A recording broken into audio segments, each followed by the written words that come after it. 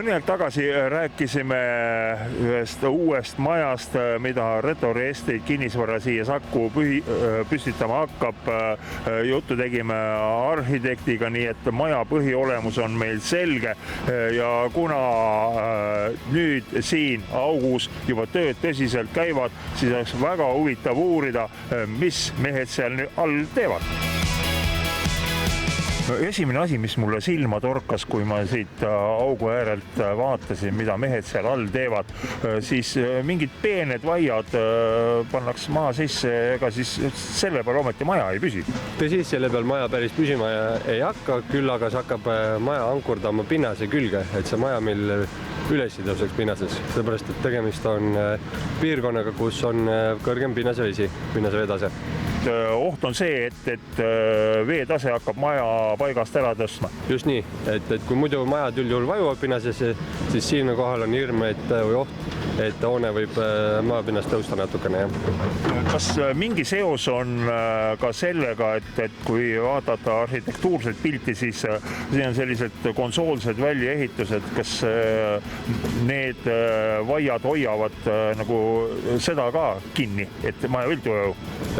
Jah, vastab tõele. Need pinnasankrud, tõmbavaiad, need paiknevad hoone madalamas osas, kus hoonel on üks maalune korrus ja üks maapealne korrus. Põhiosa, kus on korterid viiel korrusel, siis sinna neid ankruid ei tule. Kuidas see ankur toimib, töötab? Teema niivõrd huvitav, et meie vaatajatel ka pilt nagu selline saab, selline peenikene varras. Igal ankrul peaks olema, inimene kujutab ette laevaankrut, aga seal sellist asja otsas pole. Töötab sedasi, et puuritakse perforatsiooni toimel see varras sinna maapinna sisse, puuritakse ta maapinna sügavamas kihis asutsevas paigikihti ja siis seesama varras, mis siis puurkeha justkui on, see jäetakse sinna sisse ja seal sees on siis, ta on seest õõnes. Selle õõne kaudu pumbatakse jootebetoon sisse, mis siis ankurdab selle varda sinna pae sisse kinni.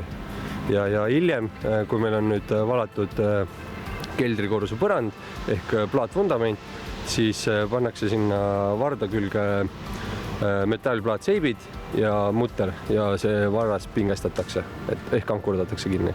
Ennetavalt küsin ette, et praegu on ju tegelikult veebruarikuu ja veebruar meie talves üks kõige külmemaid kuid. Kuidas te mõtlete selle valuga toime tulla? Eks me peame betoonivalu ajal ikkagi kütma siin seda, kui ongi külmad. Kasutame ka muidugi talviseid betoonisegusid.